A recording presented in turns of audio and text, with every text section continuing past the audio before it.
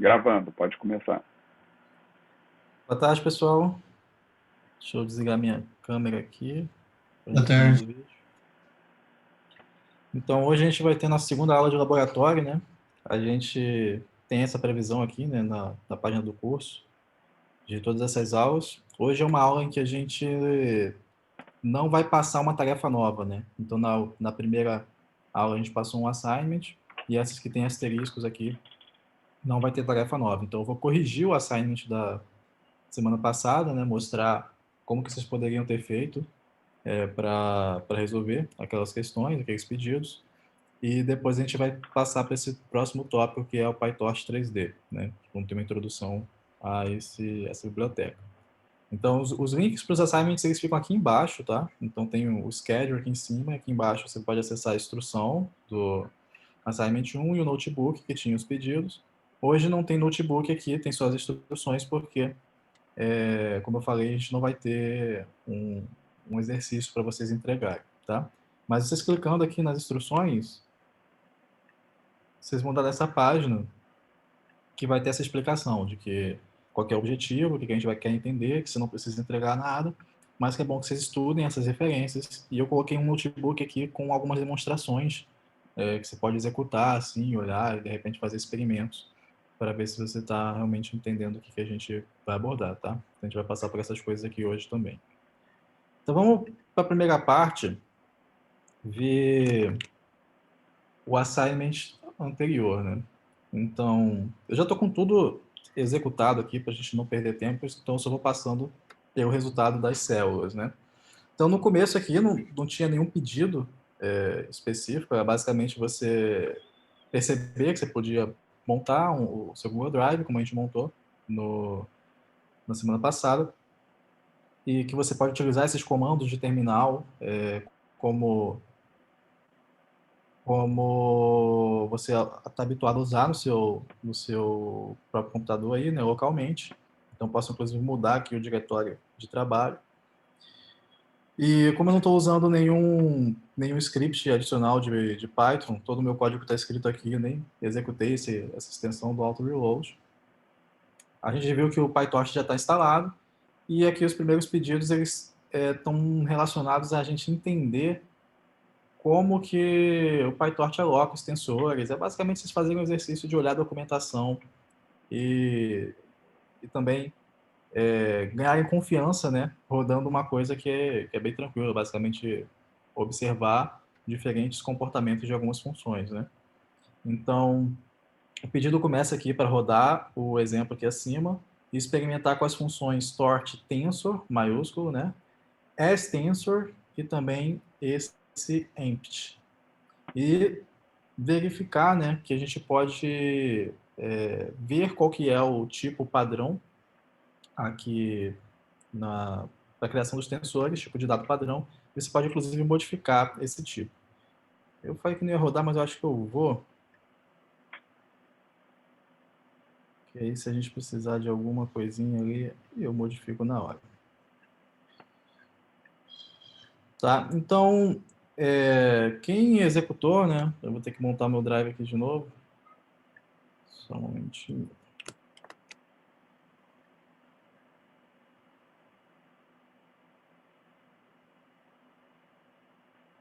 Então, quem executou pode ter percebido que, em termos do resultado final, assim, aparentemente não tinha muita diferença, executando uma ou outra função, né? A diferença é sutil porque ela está no tipo de dado que é alocado e, às vezes, em como que você consegue converter entre uma coisa e outra. Então, por exemplo, se a gente criar aqui esse T1 com o tensor aqui maiúsculo, você vai ver que ele vem como um tipo de dado float 32 aqui, tá? Se a gente criar o empty, a gente também tem o mesmo tipo de dado, só que, né, diferente aqui do tensor, que a gente passou uma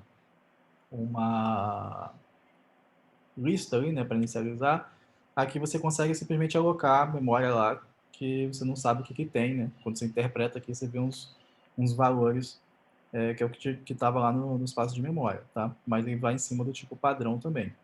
E quando a gente usa o as-tensor, a gente tem a possibilidade, inclusive, de ou mudar o tipo de um outro tensor, o tipo de dado de um outro tensor, ou, inclusive, pegar coisas como um vetor de NumPy, tá? Alguma outra coisa, você pode, alguma outra lista, assim, né? Algum outro iterável, você pode passar para essa função as-tensor e ele vai criar o tensor para você também, tá? Então, o que você devia verificar aqui com esse default dtype é que o padrão é esse aqui, né? O tortint 32, mas você poderia modificar ele.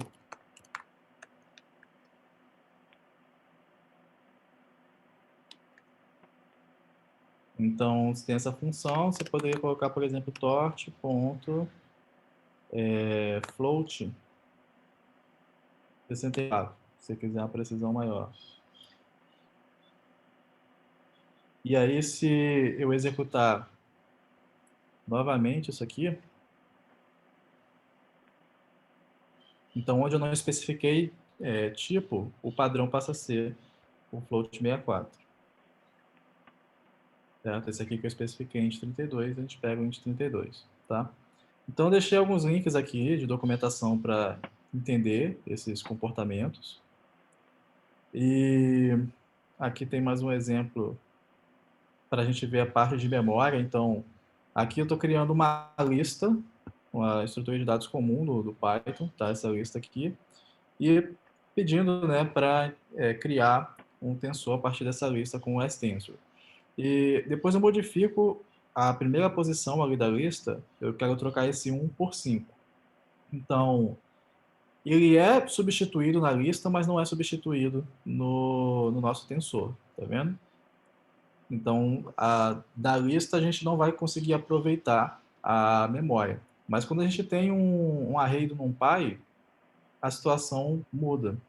Então, aqui nesse caso, o array do NumPy e o tensor, eles compartilham o mesmo espaço de memória. Então, se eu modificar um, estou modificando o outro. Tá? Então, sempre que ele puder fazer esse tipo de reaproveitamento, ele vai fazer porque é mais eficiente, né, do que a gente sair copiando tensores que podem ser muito grandes, inclusive, durante a execução do nosso programa. Né?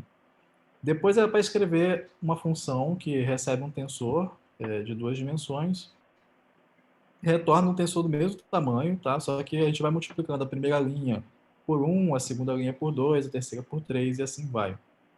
E aqui tem a sugestão de qual que seria o caminho, né, para fazer isso. Então, essas funções arrange, view e também essa mul, tá? Então, era basicamente fazer uma função que nem essa aqui, né, de multiplicar a linha, que recebe um tensor. E a ideia de usar o arrange é a gente poder fazer um outro tensor que tem uma dimensão, assim, só que ele tem um tamanho, né, igual à quantidade de linhas que a gente tem ali no tensor que entra, tá? Só que esse arrange, ele vai alocando sequencialmente aqui do 1 até esse limite aqui, menos 1, tá? Porque em Python os intervalos são fechados no começo e abertos no final, tá? Então por isso eu coloquei um mais 1 aqui, já que eu quero ir até esse número. Então ele vem alocando o valor 1, 2, 3, 4 tal, até o tamanho da primeira dimensão desse tensor, tá? Então a gente vai ter aqui como se fosse um tensor linha, assim, tá? E aí aqui a gente simplesmente pede para interpretar esse tensor como uma coluna, certo? Então aqui o que eu estou dizendo para interpretar ele com uma na dimensão 2 e fazer a inferência de qual que deve ser o tamanho da primeira dimensão, certo? Então a dimensão 2 aqui representaria a coluna, ele vai inferir então que tem que usar todos os T-size, né, ali como tamanho da primeira dimensão. E aí a gente tem então um vetor coluna agora, e a gente vai fazer uma multiplicação que não é bem uma multiplicação de matriz, assim, no sentido matemático, mais clássico, né? Mas é uma multiplicação que usa é o que está até aqui escrito, eu acho, como semântica de broadcast. Então, aqui, é broadcast. Então, isso é algo que o PyTorch faz para a gente, que permite você ter, se você tem um único número aqui, você quer multiplicar ele por uma linha, ele vai, né, copiar, né, e aplicar esse, como se fosse fazer distribuição da multiplicação para todos os elementos da linha. Né? Então, a gente vai ter 1, 2, 3, 4, 5, 6, 7, 8, 9, 10, e vai poder multiplicar cada elemento na linha correspondente lá, tá?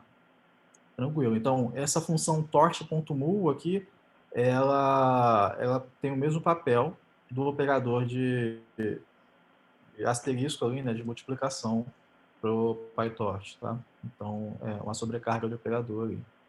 E aí depois, o que deveria ser feito é pegar um tensor grande, né, maior, esse 1000 por 500 aqui, e você verificar qual que seria a diferença de tempo entre fazer essa operação tensorial, que nem a gente fez, ou fazer uma coisa que você tem um loop e você olha índice por índice e vai substituindo, né, vai multiplicando ele índice por índice. E dá para ver aqui que a diferença é bem grande, né, tipo assim, centenas de vezes ali, deve estar em torno de centenas de vezes mais rápido. Beleza.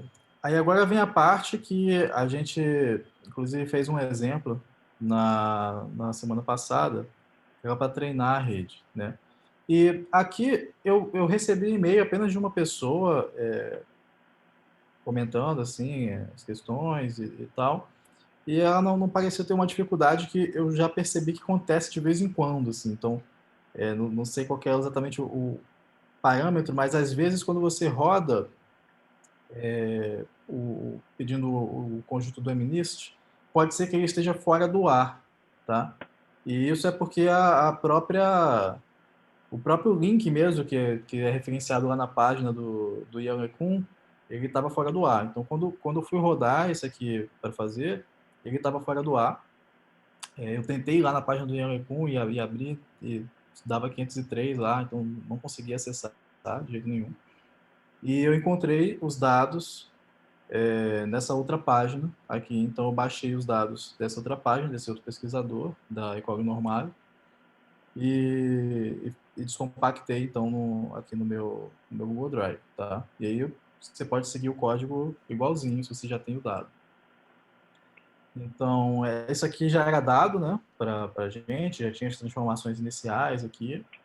Eu coloquei um código comentado aqui porque se eu não conseguir o dado, uma outra opção para fazer esse exercício é utilizar esse outro dataset aqui, Fashion MNIST, que é bem parecido com o MNIST, também tem 10 classes e tal.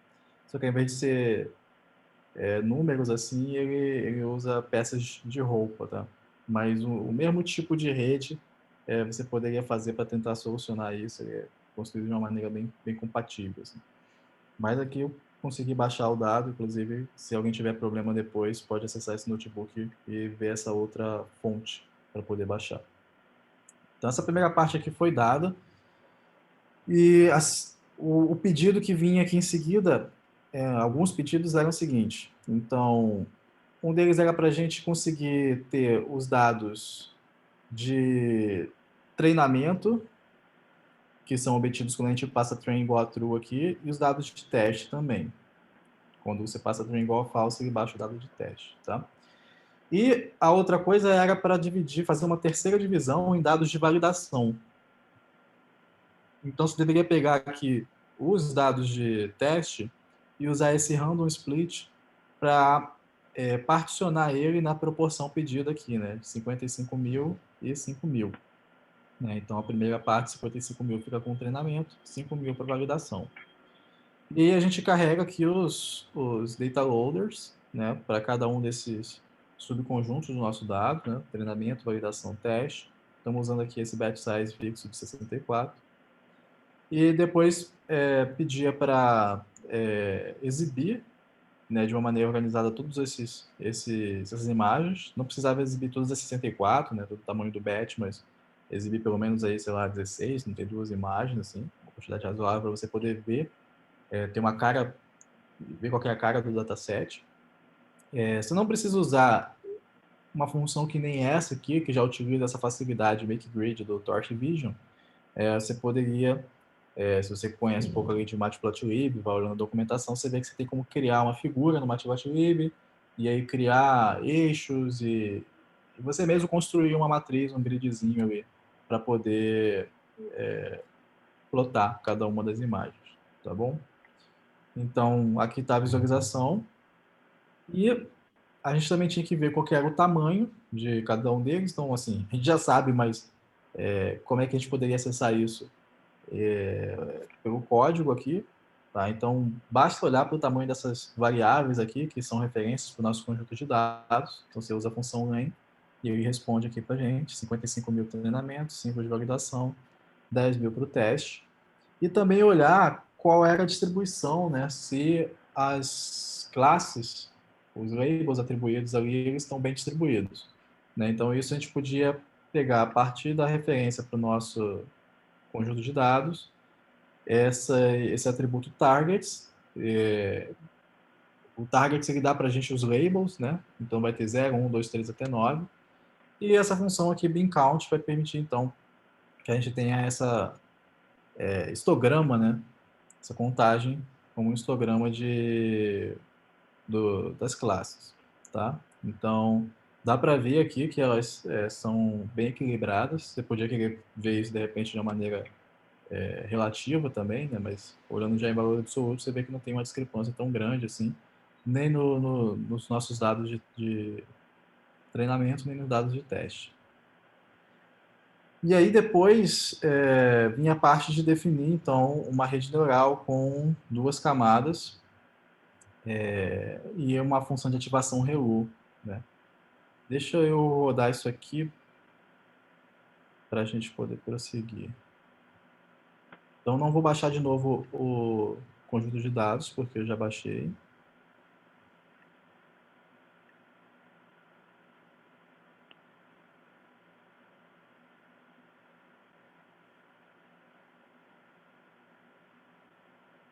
Certo.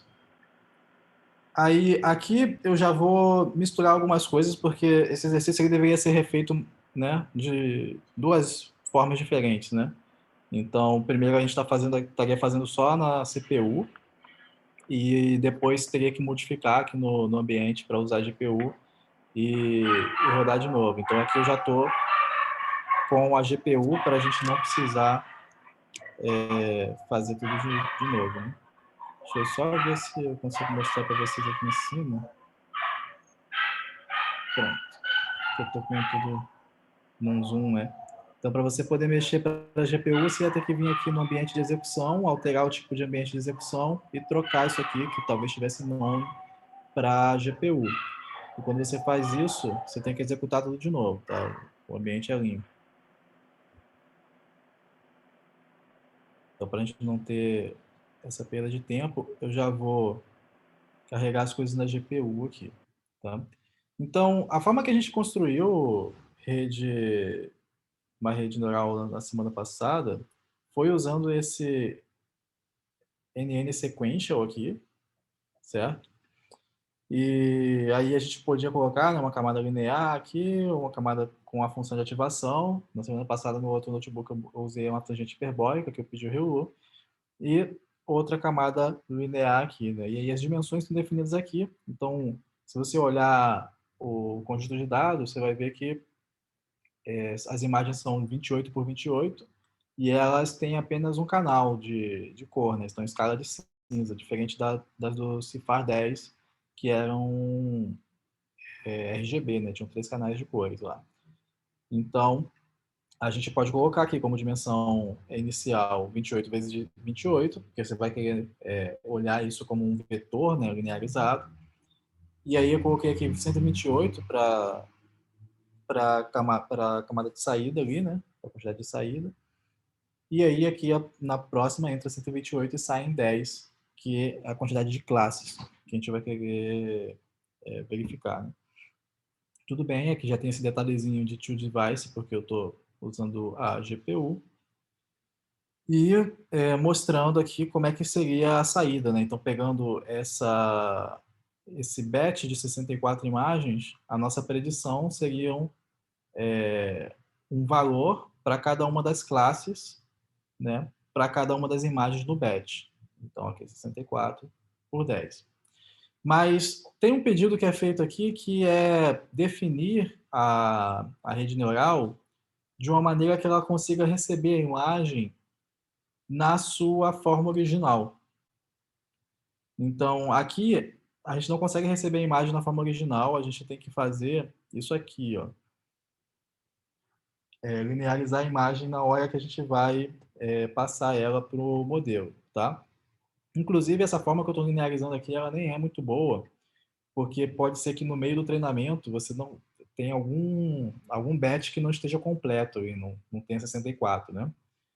Porque a gente tem, sei lá, 55 imagens, 55 mil imagens ali no treinamento, e aí, eventualmente, ali vai ter um último batch que não vai ter 64 fechadinho. Então, na verdade, é legal deixar eu inferir isso aqui e a gente usar 28 por 28 aqui, que a gente sabe que é a dimensão da imagem.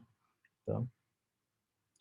Então, para fazer uma rede que vai receber a imagem no tamanho natural dela, a gente precisaria escrever de uma maneira um pouquinho mais sofisticada, utilizando uma classe. Tá? Então, aqui está definindo essa classe ToLayersNN. Tá? Tem na documentação lá, inclusive tem nos slides do Daniel aqui, né? Esse aqui é o exemplo dele, inclusive, que vocês podiam consultar como é que você faz essa classe. E aí você consegue receber a imagem na dimensão natural dela, porque aqui dentro você pode pedir para linearizar ela, né? Olhar ela como um vetor planificado, tá? Então, assim, não é um big deal isso, você podia fazer como a gente fez na semana passada, tá? Mas se você tiver essa curiosidade, aí você acaba aprendendo mais um pouco sobre o PyTorch. Aí aqui a gente vai precisar definir função de perda, né? Qual que é o nosso otimizador, enquanto a gente está usando só o SGD, os mais básicos. Aí tem aqui a nossa taxa de aprendizado, né? Learning Rate. E era para rodar por apenas 10 épocas.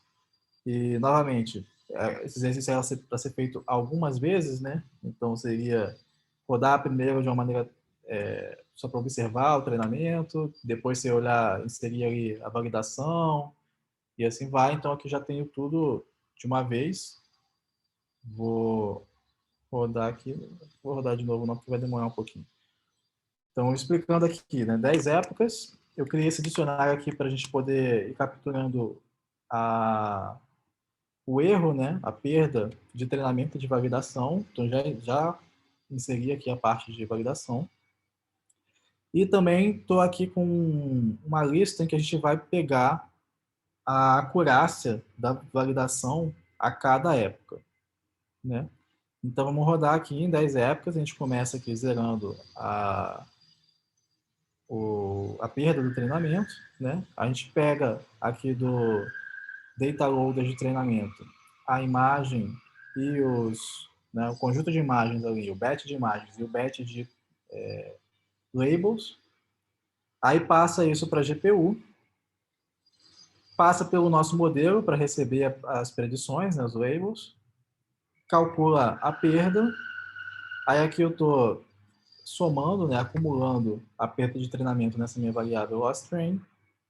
E a gente tem que lembrar sempre de zerar os gradientes e propagar, né, o erro, né, pedir para ele calcular os novos gradientes e atualizar os parâmetros aqui com o otimizador. Tá? Então, esse loop vai rodar aqui até consumir todos os batches. Aí, consumir todos os batches, vai passar para a próxima época. Né? Então, a cada época, a gente vai verificar aqui a acurácia na validação, tá? E também a perda, né? A loss na validação. Então, a gente passou por um loop parecido com esse, para teste. Né? Aqui eu simplesmente estou trocando o loader de train de validação. Vamos fazer exatamente a mesma coisa aqui, vou acumular uma perda de validação, tá? Só que aqui tem um detalhezinho que para você conseguir calcular os acertos nas classes, né? você precisa rodar essas funções aqui, né? Você precisa...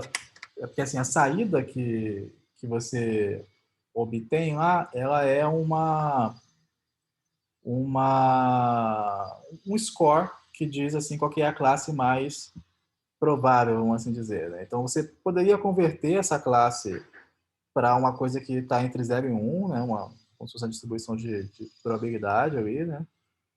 E pegar o maior desses 10 itens, quem que é a classe que tem o maior score ali, tá? Aqui a gente pegou já quem tem o maior score e vai acumulando para poder depois comparar com a predição e os labels que a gente sabe e somar quantos que estão corretos, tá? Então, tá tudo sendo acumulado aqui, né? A acurácia de validação está sendo acumulada, a perda de validação também, porque lá no final, né, depois que tudo isso foi executado, a gente pode fazer gráficos. Então, aqui dá para ver como que evoluiu a, o erro no treinamento e o erro na validação. Né? A validação começa um pouco menor aqui já, porque a primeira vez que a gente calcula já teve uma melhoria, né? Um incremento ali no nosso modelo. A primeira vez que a gente calcula a validação é aqui, já é depois do modelo ter treinado, né? Uma época.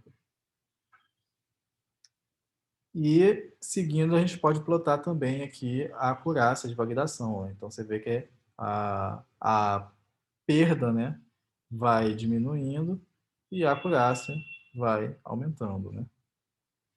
Está aqui acima de 95%.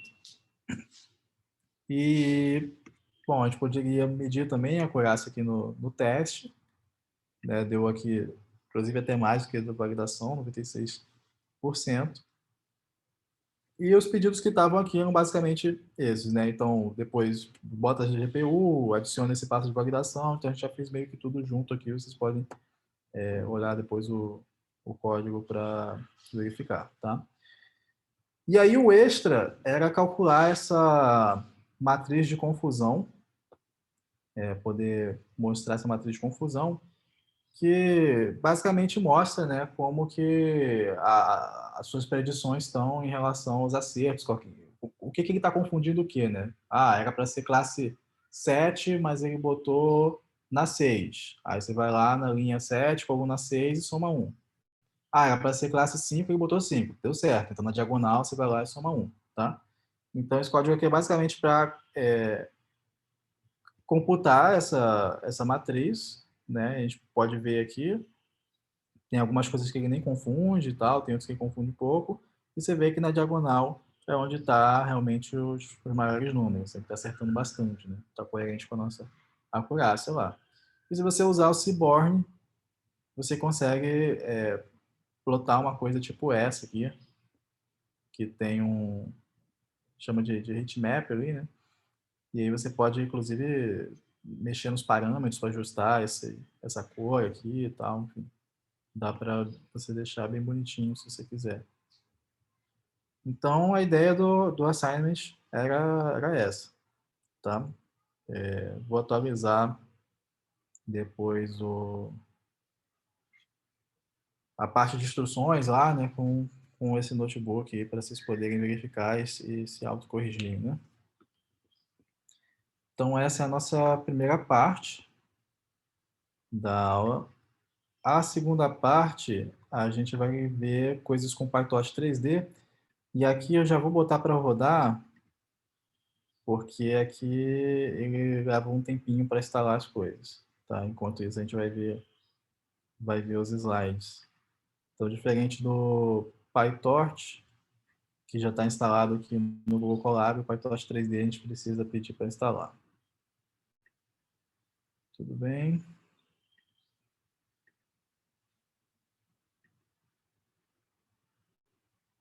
Deixa eu ver se tem alguma pergunta aqui no...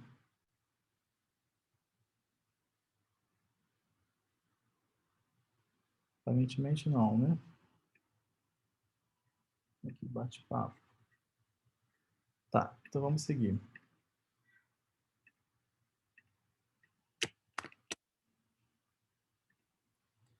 Então aqui eu estou usando os slides da equipe do PyTorch 3D, que foi apresentado num curso no SIGGRAPH do ano passado, né, 2020, bem recente.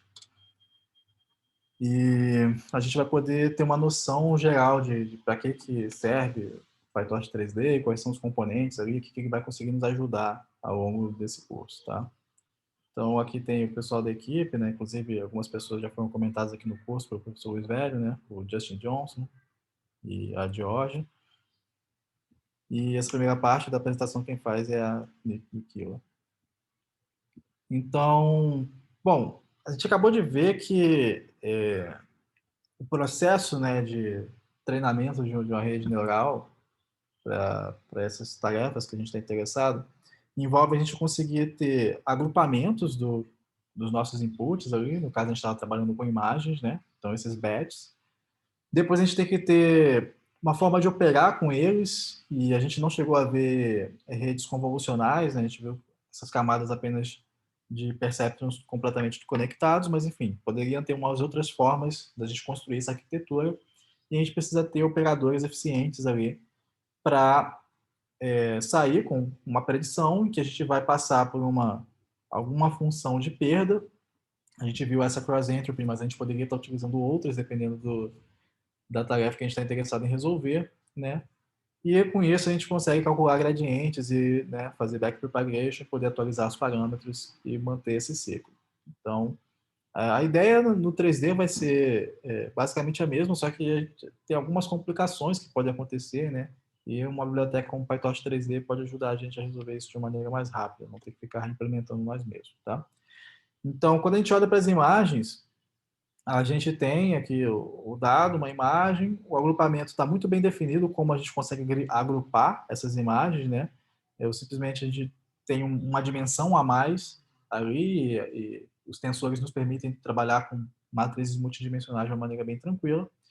E também está bem definido como é que a gente calcula os gradientes a partir das operações que a gente consegue realizar com as imagens lá. A imagem é um grid bem irregular e a gente faz funções de perda que às vezes, bom, subtrai uma imagem da outra, enfim, toma o quadrado, algumas operações que a gente está bem habituado e é tranquilo de calcular gradiente.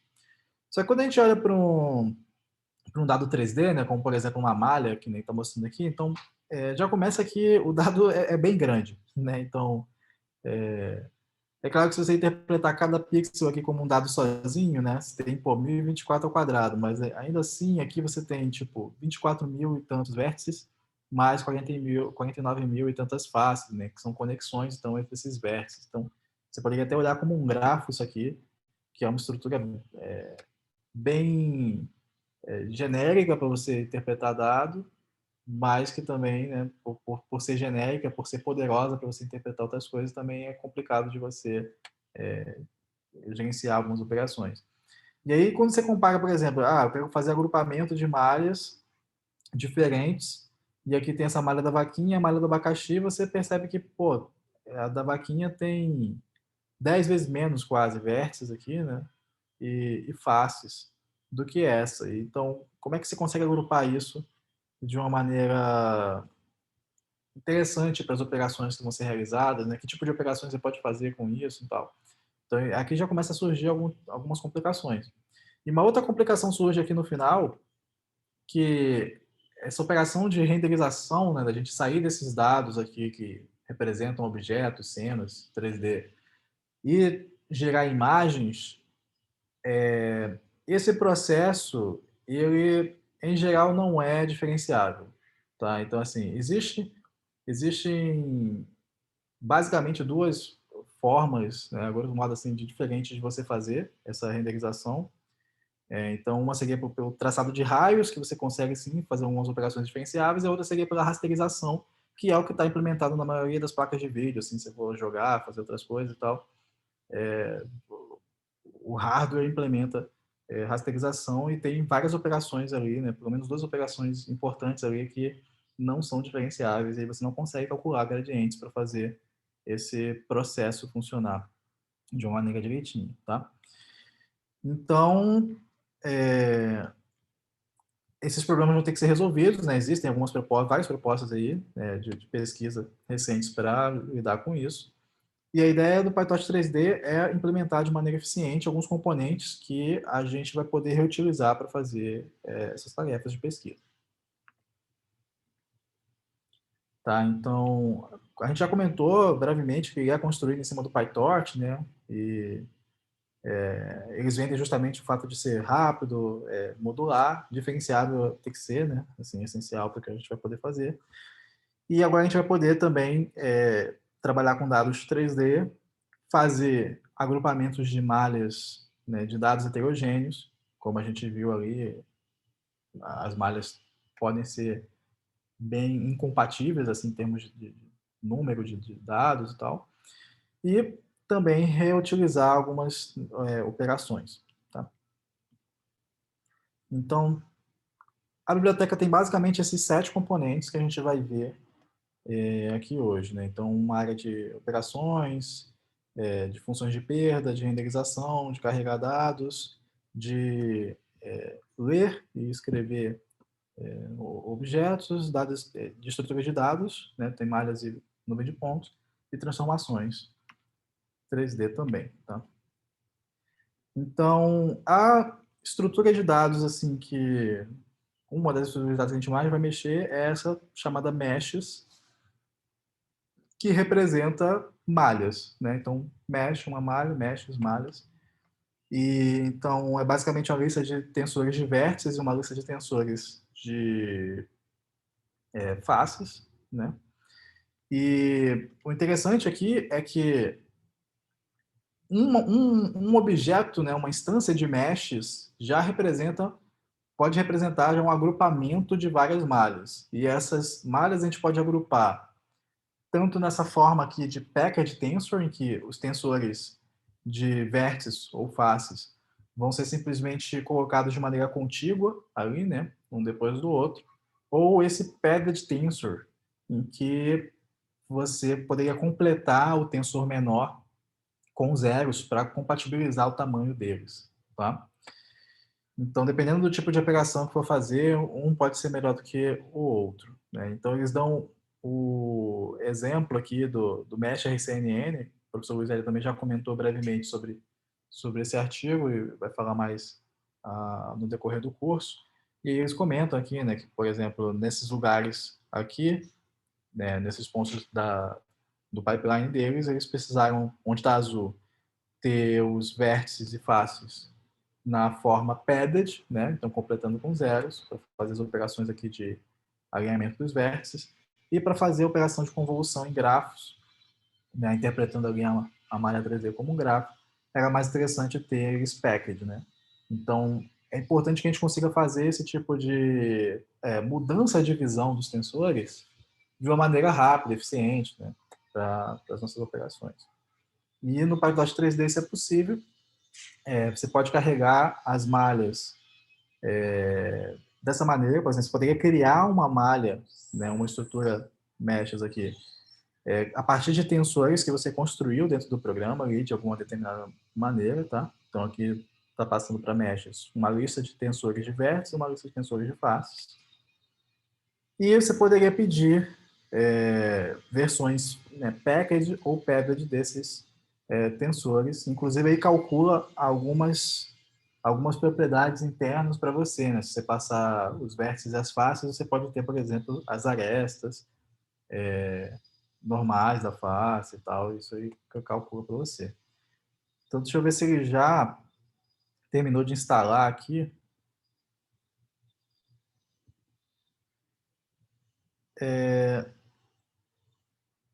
Só um momentinho.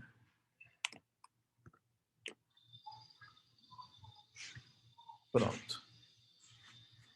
Tá, então ainda está rodando aqui para instalar o PyTorch 3D. Então a gente não vai conseguir ver agora. Eu vou seguindo, depois a gente demonstra isso aqui, tá?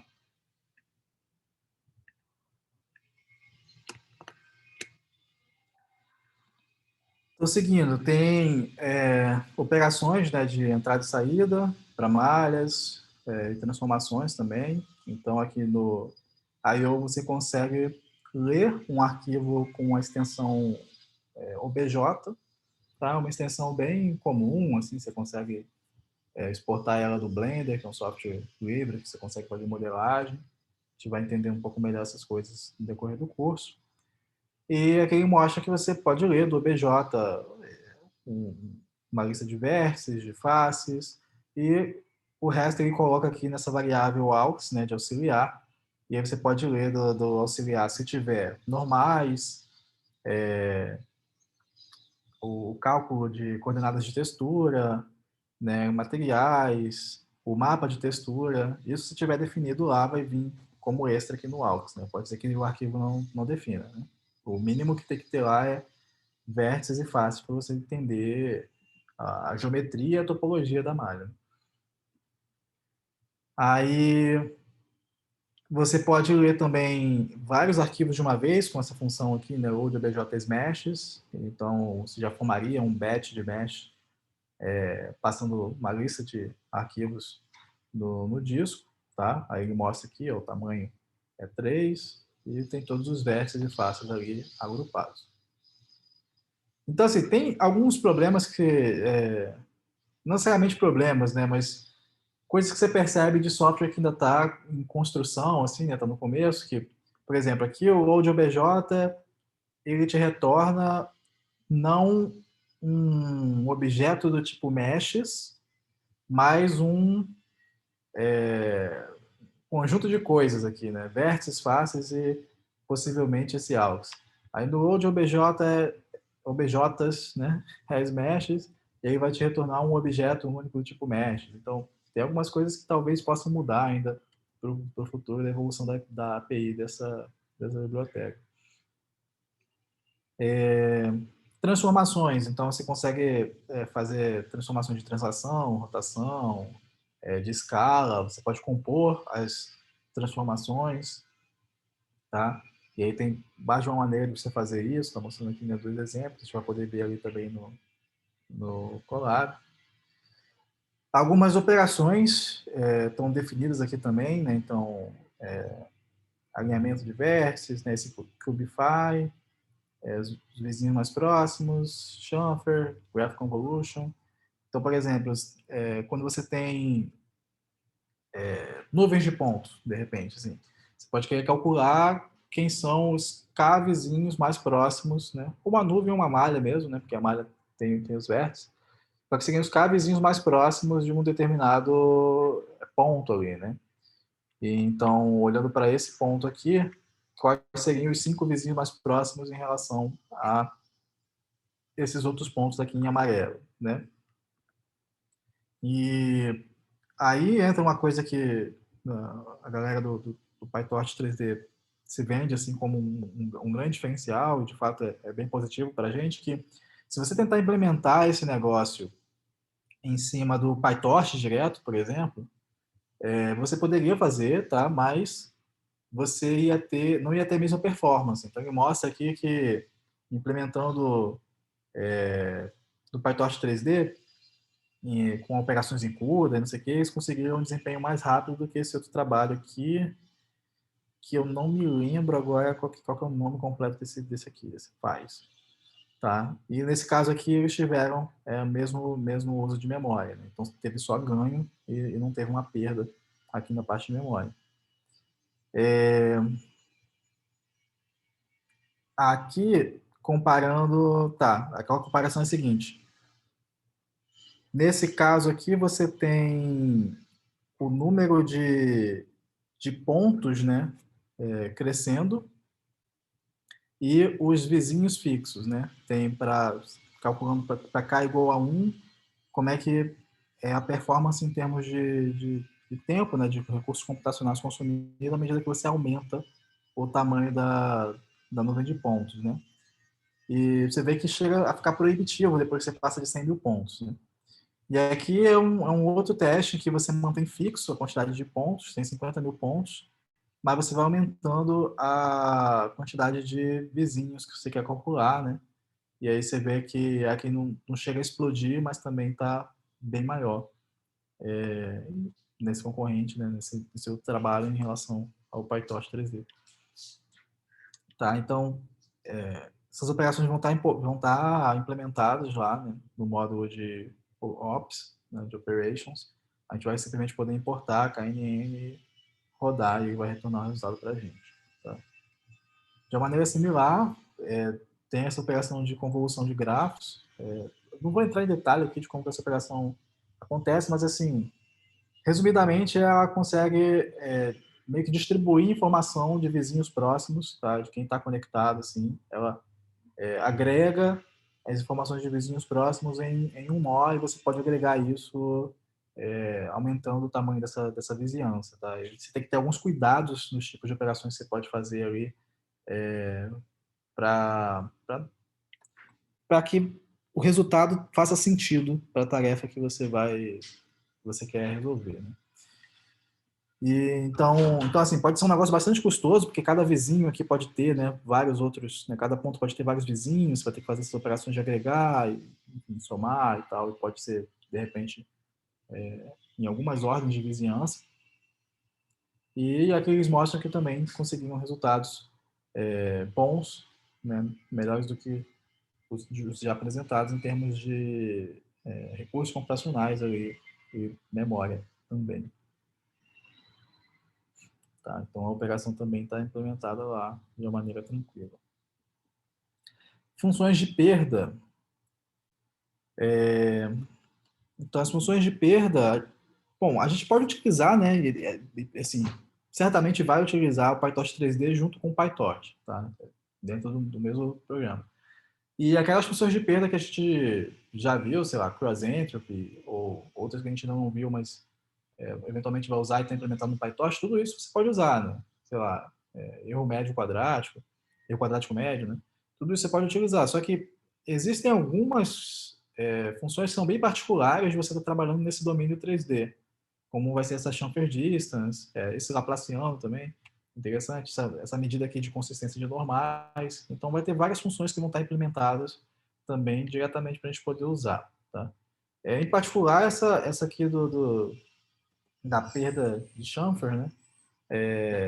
Seria bem custoso a gente tentar implementar uma coisa que faz isso aqui, né? Então, para cada ponto no conjunto azul, por exemplo, você vai tentar encontrar quem que é o mais próximo no conjunto amarelo, né? Aí, bom, fixei então esse cara aqui, encontro quem é o mais próximo dele. Ah, encontrei, de repente é esse aqui. Aí, pega essa distância de um para o outro. Aí agora eu quero passar para o próximo azul, vou fazer a mesma coisa, né? E aí, depois que eu passar por todos os azuis e somar todas essas distâncias mínimas aqui, aí eu vou fazer a mesma coisa por outro lado, né? Porque essa operação ela não é simétrica, né? E a distância ela tem que ser simétrica. Então, você faz a mesma coisa agora começando nos amarelos, fixando o amarelo e procurando a menor distância entre os azuis. Aí você soma. Então, isso aqui você já está dando para ver que pode ser bem custoso de implementar. E aqui dou até exemplos de como seria fácil implementar em termos de código no PyTorch isso, mas explodiria em termos de performance, né? E quando eles implementaram o PyTorch 3D, colocando algumas operações diretamente ali em CUDA, eles conseguiram melhorar muito, né? 12 vezes mais rápido e assim, na verdade, ele tornou viável coisas que nem seriam viáveis aqui, né? Então a gente vai ver a aplicação dessa chanferrose. Inclusive isso aqui parece um trecho de uma tarefa que a gente vai fazer em assignment, de conseguir aproximar uma malha de outra. E tem a parte de rendering, né? Que é um grande, assim, uma das coisas que particularmente achei mais interessante, assim, quando você olha para esse contexto de AI graphics, né? Porque você tem técnicas, né? Trabalhos que se preocuparam em tentar construir operações diferenciáveis para a gente conseguir ter todo um processo de renderização, mesmo em cima de rasterização, de uma maneira diferenciável. E com isso você poderia fazer o processo inverso, né? Então você sai das cenas, dos objetos e chega nas imagens, esse é o rendering direto, né? Você poderia sair da imagem e, assim, calcular o gradiente, né, derivado ali do pixel em relação a uma propriedade da tua cena, né? A, a, um, a uma face de um objeto, a iluminação, essas coisas. Então, isso aqui é uma coisa muito interessante para trabalhar assim na fronteira de visão computacional e computação gráfica, né? Bem dentro daquele diagrama que o professor Luiz Velho apresentou algumas vezes, de todos os processos que estão envolvidos ali nessa área de computação visual, né? Então, bom, isso aqui é basicamente coisas que eu estava comentando, né? Essa ponte entre o 3D e o 2D, para a gente poder pensar em coisas saindo da imagem em relação à cena, né? Essas coisas aqui, o processo de renderização em si, a gente vai ver com mais detalhes ao longo do curso. Inclusive, eu vou dar uma aula sobre differentiable rendering em cima de rasterização, tá? Esse slide aqui, basicamente, eles estão comentando como eles conseguiram, como eles implementaram de maneira separada um módulo para rasterização e outro para parte de shading, né? Que é diferente de alguns trabalhos que faziam tudo numa etapa só, mas é uma questão mais de software, de engenharia de software do que da solução, da técnica mesmo. Eles se basearam, assim, tem vários outros trabalhos que vieram antes, né, que estão citados aqui, e eles se basearam fortemente nesse Soft Rasterize. Inclusive foi um trabalho que eu estudei no curso ano passado, quando eu fiz esse mesmo curso, aqui com o professor Luiz Velho, e a solução deles é bem em cima desse cara mesmo, né? Na época tinha até vários problemas que tinha lá também no Soft Rasterizer, mas lá eu consegui ter um pouco mais de controle de como é que o processo poderia funcionar. E a ideia, como eu estava comentando com vocês, é que você vai ter várias propriedades na cena, vai ter o seu objeto 3D, você vai ter câmera, vai ter iluminação, vai ter textura, e você vai conseguir gerar a imagem, né, calcular uma perda, que tudo isso de maneira diferenciável e propagar, então, gradientes aqui da imagem em relação a alguma propriedade da cena. Beleza. Tá, aqui são alguns detalhes mais técnicos que, para entender, a gente vai ter que passar melhor pelo pipeline de renderização e talvez a gente já possa ver isso aqui no... Ótimo. Então, terminou aqui. Então, a gente vai conseguir ver agora alguma das coisas que eu estava comentando com vocês. Tá, então, primeiro, no topo de todos os assignments vai ter um bloco que nem esse aqui, tá, que faz algumas verificações e instala o PyTorch 3D, né? Se ele não tiver instalado, e provavelmente não vai estar, tá? Não tem estado instalado no Colab. Se você rodar localmente, né, se você fizer a instalação na sua máquina, beleza. Você vai fazer essa instalação uma vez só e, e vai seguir, né? Mas aqui realmente é bom que você tenha uma GPU compatível com o CUDA. E aqui, então, eu estou importando tanto o torch, né, do PyTorch comum, vamos assim dizer, quanto essa estrutura de dados aqui, meshes, que a gente viu que representa as malhas, né? E eu baixei um script de código aqui que eu mesmo fiz, estava num repositório meu, para a gente ter uma funçãozinha para poder criar um cubo, né? Então, eu vou mostrar para vocês aqui como que a gente trabalha com as malhas. Então, aqui eu estou definindo os vértices de um cubo, tá? Então, o cubo tem aqui, ó, 8 vértices, né? E ele vai ter mais do que 6 faces aqui, porque as faces são triangulares e não quadriláteros, como a gente está acostumado a ver, né? Pensar num cubo, tá? Então, por conta disso, vai ter mais faces, porque eu estou dividindo cada quadrilátero num triângulo. Belezinha? Mas, enfim, é simplesmente coordenadas aqui, um cubo que tem um de lado, né? Ele vai ali de menos meio a meio e está centrado na origem do sistema de coordenadas mesmo. E aqui eu vou importar do meu do meu código essa função aqui de cube para gerar um cubo mais refinado. Então, é também um cubo centrado na origem e com tamanho de dimensão 1, só que ele tem mais faces e mais vértices porque eu subdividi ainda mais os, os triângulos, tá bom? E aqui, então, a gente vai ter uma lista de tensores que representam os vértices do primeiro cubo, né, que a gente construiu direto ali, né, esse cubes vertex zero. Estou passando já aqui para a GPU, né?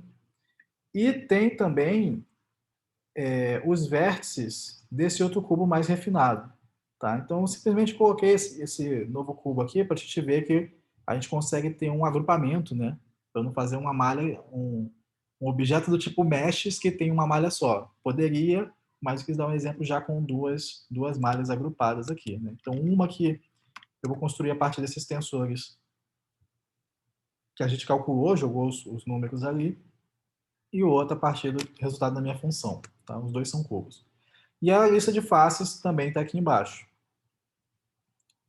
Tá? É só isso. E então, esse mesh batch vai ser, né, uma instância de meshes com essa lista de vértices e essa lista de faces. E a gente roda aqui, rodou. E aqui tem aquele código que estava lá no slide, né, em que a gente pode pedir os vértices package, então vai estar um em seguida do outro ali, sem completar com zeros, né?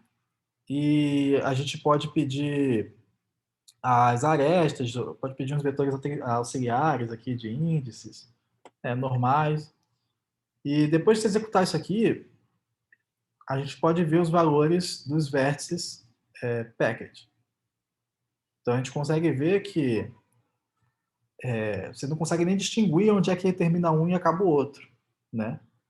Como se fosse um tensor único aqui, que está unindo os vértices do primeiro e do segundo.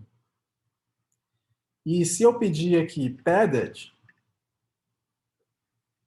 aí a gente consegue ver que esse primeiro acaba aqui, né? Porque, ó, vem uma sequência de zeros. E, inclusive, fica bem claro, na verdade, aqui, ó, tem uma separação com esse cochete, mostrando que termina essa primeira lista antes de passar para os vértices do próximo objeto ali dentro, tá vendo?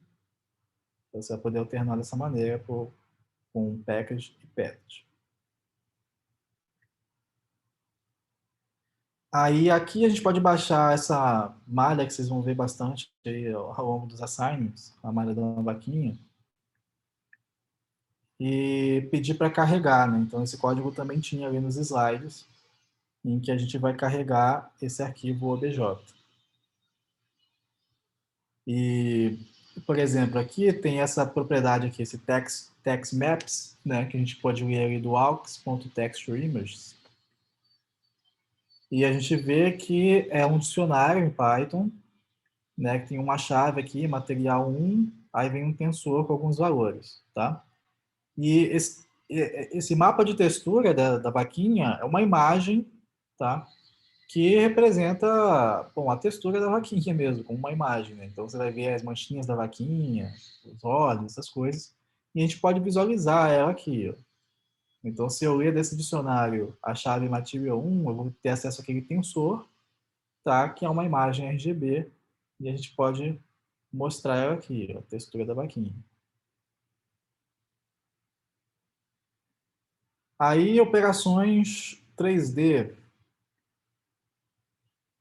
Então, aqui também, lá do exemplo dos slides, né, a gente calcula uma translação aqui, 1, 2, 3, uma rotação, e faz essa composição. Então, você pode pedir a matriz para ver aqui como é que ficaria a transformação, né? Você vê que é uma matriz 4x4, e vocês vão aprender por quê, quando vocês verem um pouco de geometria projetiva. E a gente pode aplicar a transformação aqui, né? Pedir para transformar os pontos. Eu vou transformar os vértices da malha lá, e a gente pode ver que mudou aqui, né? Ele transladou e rotacionou aqueles vértices, tá? E você vê que ele não modificou os vértices da própria malha aqui, né? Ele retornou um, um resultado sobre uma cópia, né?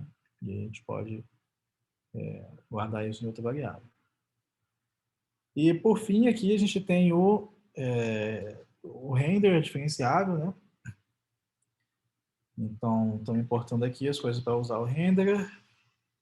Aí, definindo aqui uma câmera, né? A câmera está sendo definida em termos de uma matriz de rotação e uma de translação. Tá tudo na GPU, né? Essas operações vão acontecer lá, é importante. Aí aqui, configurações de rasterização, a gente vai entender isso mais lá para frente também, tá? Então, não esquenta muito com isso agora, que vocês vão conseguir entender o que está se passando ali. E a gente vai poder, então, visualizar as nossas malhas usando esse render, tá? Então, uma coisa interessante para notar, né? Então, talvez você não precisa entender agora as operações que acontecem de render, mas tem coisas que você já tem noção de entender, porque tem ligação até que a gente viu do PyTorch. Então, a gente tem um batch de duas malhas e a gente fez as operações, né? Quando eu passo aqui para o render esse mesh batch com essas câmeras, né? Essa câmera aqui, como é uma mesma câmera, uma única câmera, ela funciona como se tivesse aquela semântica de broadcast, né? Eu vou ter uma única câmera que está sendo aproveitada para todo mundo ali naquele batch, igual quando a gente multiplicou todos os números de uma determinada linha de um tensor usando um único número. E essa imagem aqui, a gente pode ver que ela é também um tensor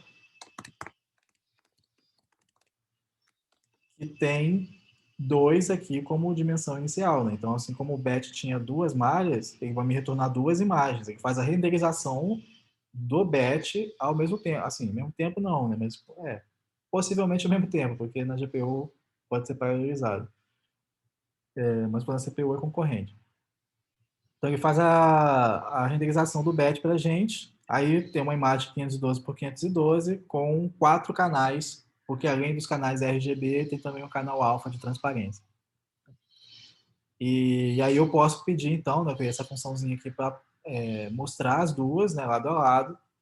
E você percebe que os cubos, eles parecem idênticos para a gente, né? Porque apesar de um ser mais refinado que o outro, todos os triângulos extras que eu criei, eles estão ali na mesma face, né? Então, para todos os efeitos, assim, o que a gente observa é o mesmo cubo. E se eu colocasse eles na mesma cena mesmo, né? Só daria para ver um cubo, porque eles estão exatamente com as mesmas coordenadas, assim, centrados na origem e com tamanho um de cada face, né?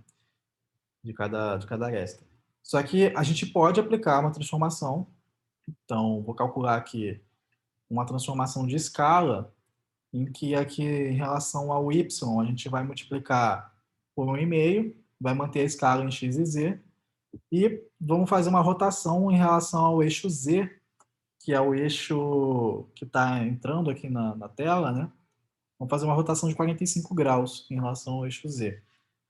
E depois que a gente aplicar essas transformações, a gente pode plotar de novo os dois, tá? Eu apliquei apenas aqui no vértice zero, tá? Para a gente poder ver a diferença. E aí, quando a gente renderiza, a gente vê, então, que o zero foi rotacionado 45 graus em relação ao eixo Z e teve uma escala aqui, né?